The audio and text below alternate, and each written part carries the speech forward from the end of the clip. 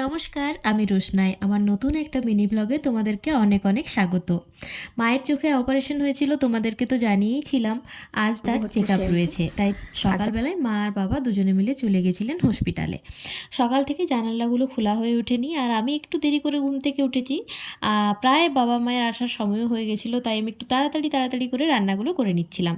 তো আজকে কি করেছি তোমাদেরকে তো দেখালে আমি। আর মা বাবা আসার সময় ডিম নিয়ে এসেছিলেন, তো ডিমটা একটু ভেজে নিলাম গরম গরম। তো আজকে হয়েছিল আলু সেদ্ধ, ডিমের ভাজা, ভেন্ডি ভাজা, আলু কলাই পোস্ত আর মুগের ডাল।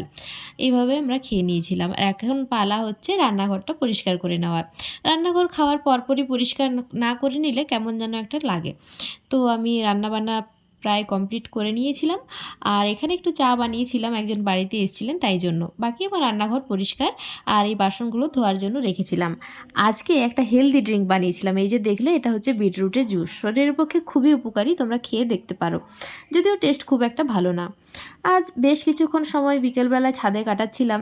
এই গাছটাতে ভর্তি মুকুল ছিল, কিন্তু কেন যে সব ঝরে গেল বুঝলাম না। চলো এবার নিচে যেয়ে বিটরুট দিয়ে কিছুটা রুটি আমাকে বানিয়ে নিতে হবে।